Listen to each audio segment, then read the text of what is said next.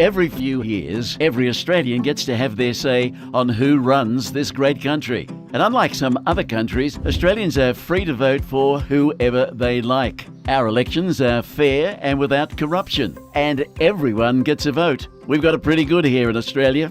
But every election, there's thousands of votes that don't get counted because people don't know how to vote properly. Or they try and vote for themselves, or their mates, or they vote for a different type of member.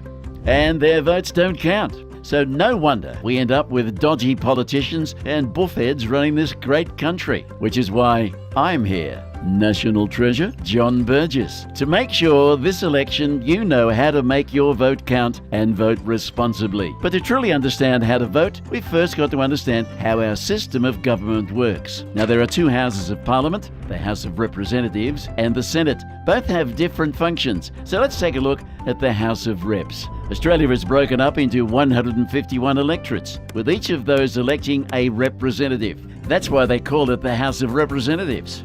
Get it?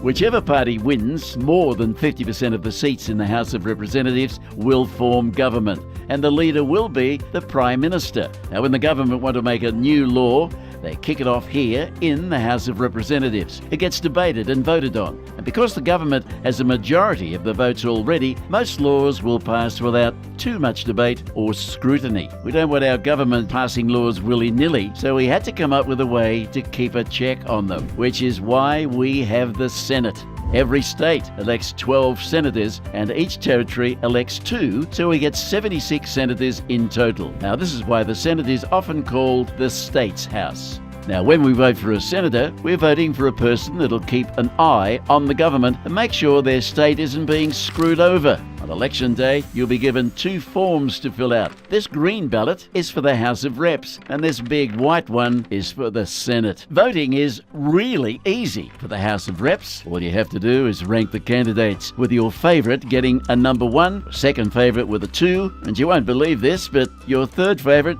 gets a 3. See what I mean? Couldn't be easier. All you have to do is make sure every box has a number in it. And then there's this big Senate ballot. You've got 2 choices for how to cast your vote. You can vote above the line or below the line. Now, most people vote above the line. All you have to do is rank your favourite party to your least favourite party. And you don't have to number every box on this one, just at least 6. You can count to 6, can't you? Of course you can. Now, once you put your ballot in the box, the counting begins.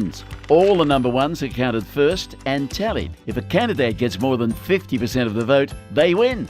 If none of the candidates wins more than 50% of the votes, then the person in last place is eliminated, and their second preferences will be allocated to the candidates left in the race. This process of eliminating the candidates in last and allocating their preferences continues until someone wins 50% of the vote. Now, this is why it matters who you vote as your first preference, but also who you give your second and third preferences to. Now, this is why there's always people out the front of the voting centre that will try and give you a how to vote card. These are instructions for how that party wants you to vote. They'll put themselves first and give their mates or parties they've made deals with their second and third preferences. You don't have to follow a how to vote card. No one can tell you who you should vote for or in what order you give your preferences. You own your preferences. They are yours and yours alone. And that's it. That's voting. It's not hard. Choosing who to vote for, that's the hard bit. But hey, if we all know how to vote properly, maybe we'll end up with better politicians running this great country of ours. Vote responsibly.